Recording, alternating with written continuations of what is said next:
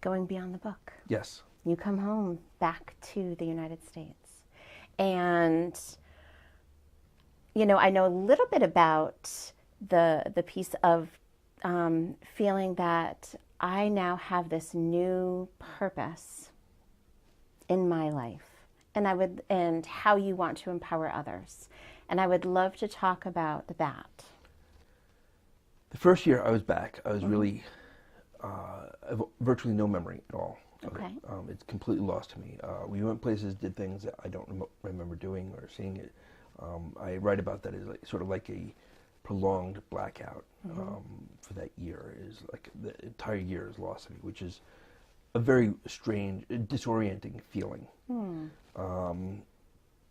It took a while for me to start getting the help that I needed, but I did. I finally started getting appropriate both physical medical care and mental health care as well.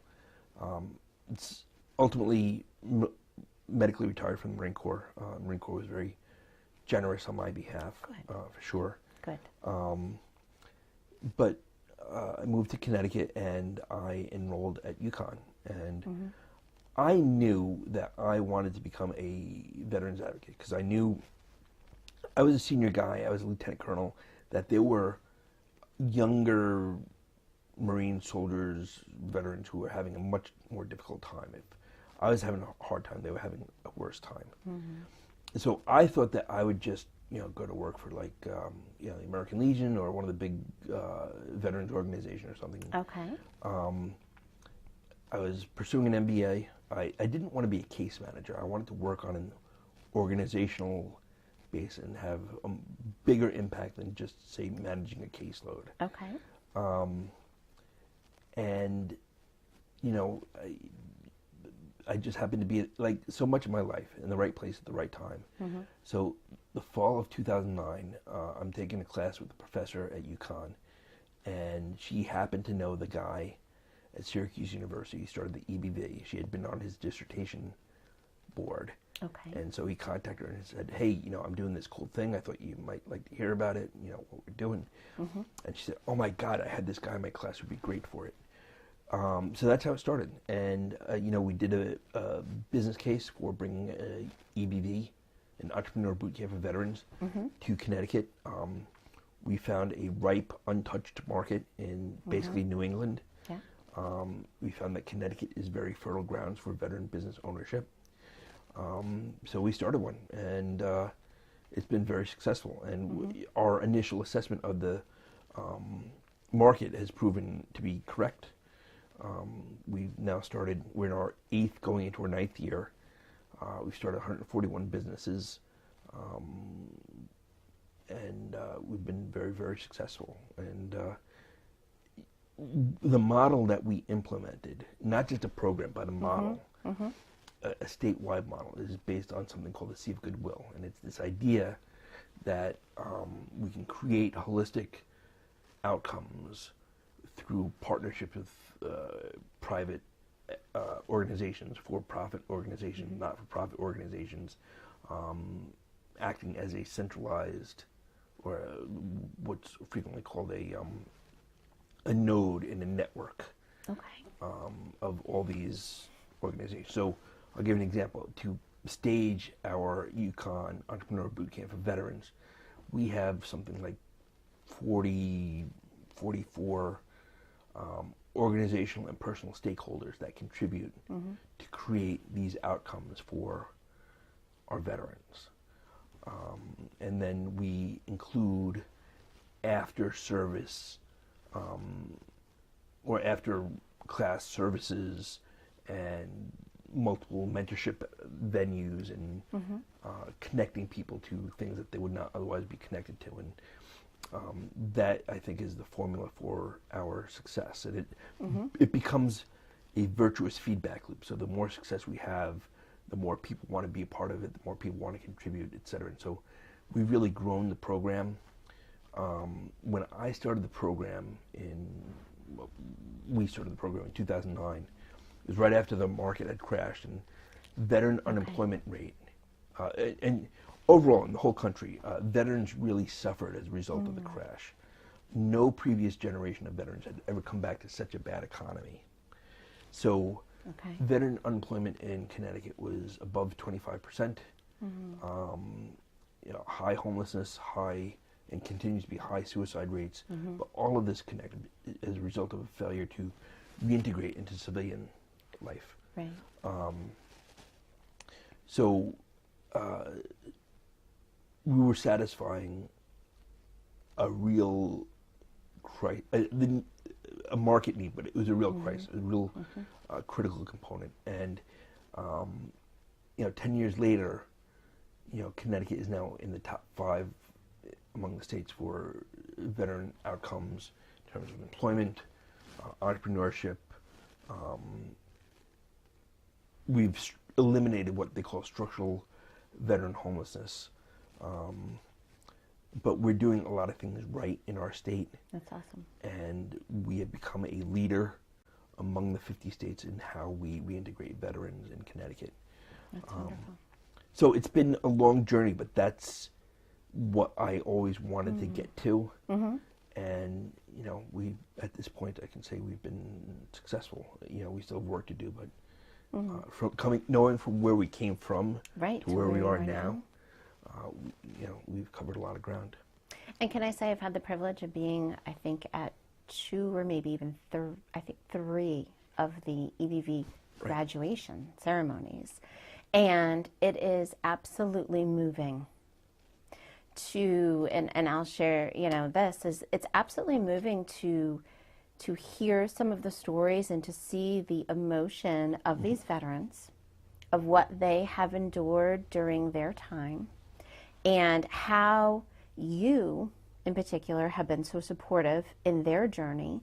And the EBV program has given them a platform. It has given them the education, the confidence, the connection with others, which is a big one. Yes, absolutely. And also hope.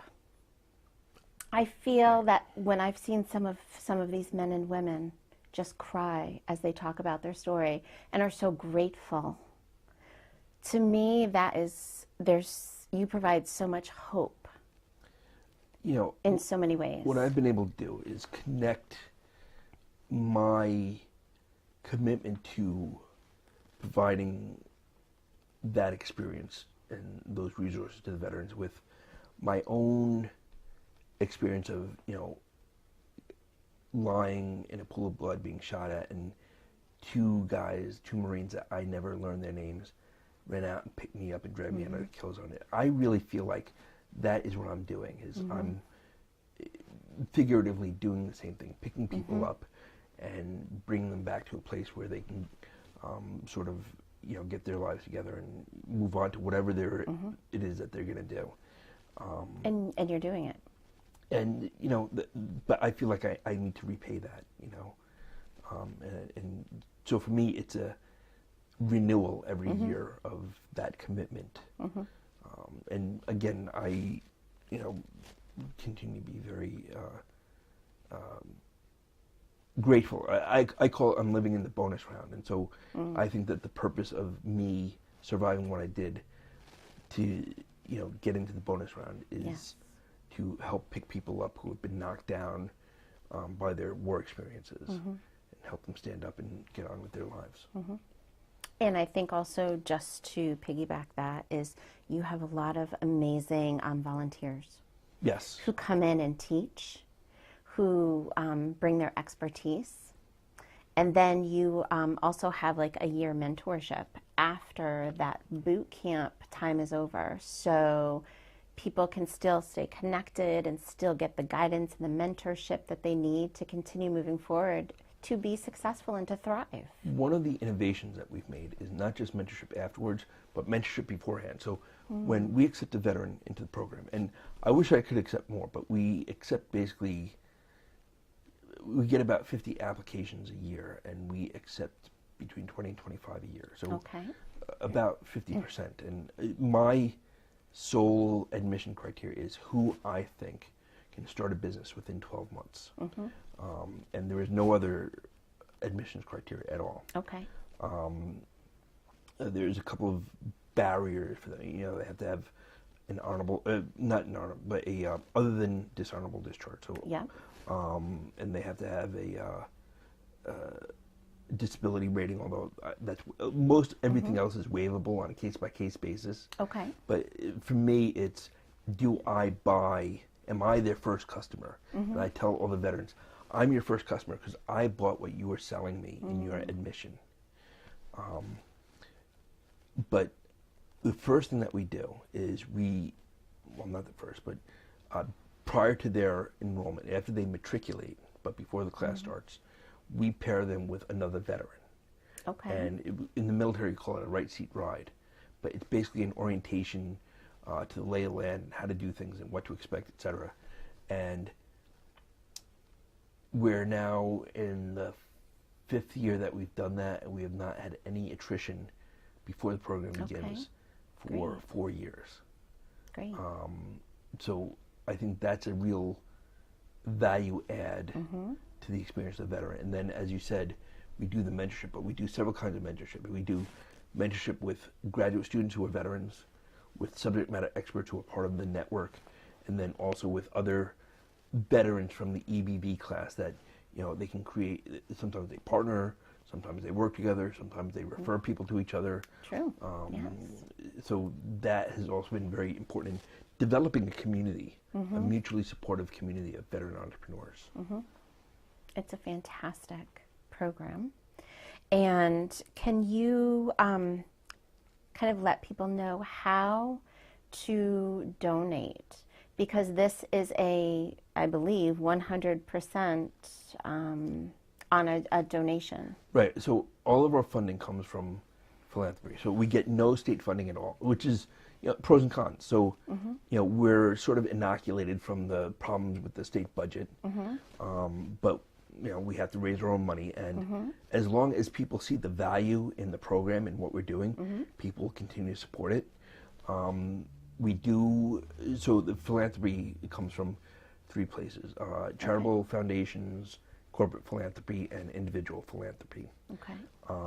For people who are watching who want to donate, they can go to www.ebv.business.uconn.edu, and at the top of the page it says donate. You can click on donate, you can make an online donation. And we will definitely put up a screen towards the end with information. Right. So as long as the donation says, or is earmarked for EB. So I have separately managed accounts that are managed by the UConn Foundation. So it does not go to UConn Foundation accounts. It goes to EBV accounts. Okay. So that's as long as you earmark it for Entrepreneur Bootcamp for veterans. Okay. Where would someone go to apply? So a couple parts to that question. It's not as simple as it seems. I do a lot of the recruiting for our program. So I get, 1, I do a lot of recruiting, but 2, I get a lot of referrals from both from veterans who have been through the program and from vet centers, primarily in New England. So those are important sources. There is a centralized application process through the Institute for Veterans and Military Families at Syracuse University. But what I do is, what I prefer is that people contact me first. So you can contact me through the website at ebv.business.uconn.edu and ask, what do I got to do? How do I apply? And what we do is we have a list of people that we're working with on applying, and we say December, January, we start putting out emails about staying in contact and how to apply and think about applying and getting resumes and getting, there's a few very short answer essays, like 2 or 3 sentences,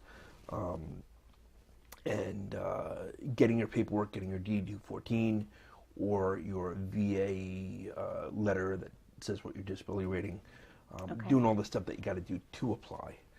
And so we send out basically constant contact emails about that, and then we guide people through the application process. The application process itself is managed at Syracuse University So you go to, ivmf.edu or ivmf.syracuse.edu, and you can apply there, or you can just Google apply to EBV and it'll bring you there. Okay.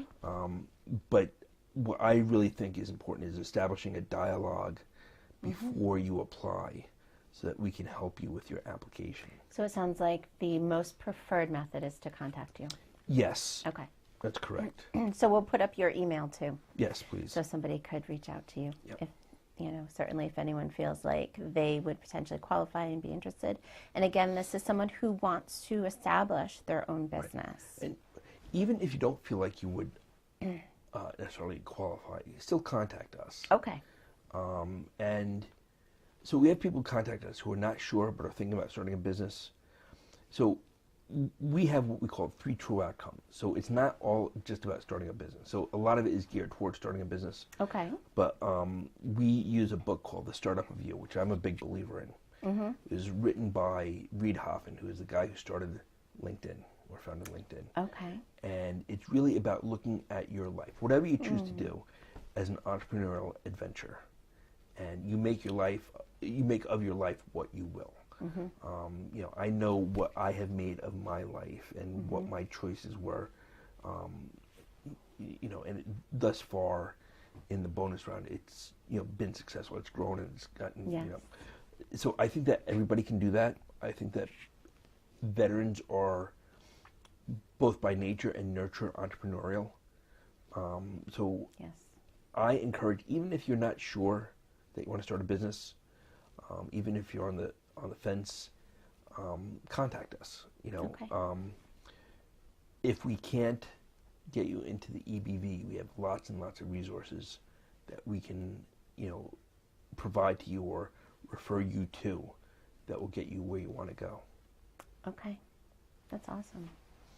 I've been witness to, again, seeing some of these people who, are just so excited about their ventures and where they're going, and maybe before they started the program didn't know if they could get there. Yes, that's right. And, there are also people who like that who are trepidatious about starting, but also people who once in their program, for one reason or another, I often think it's confidence or a lack of confidence, want to drop out. And, we've been able to, I call them rescue, but we've not had any attrition in the last 4 years. Right. So I am pretty good at keeping people in the program once they're in, and I really believe that our program creates or gives them access to the results that the veterans want to accomplish.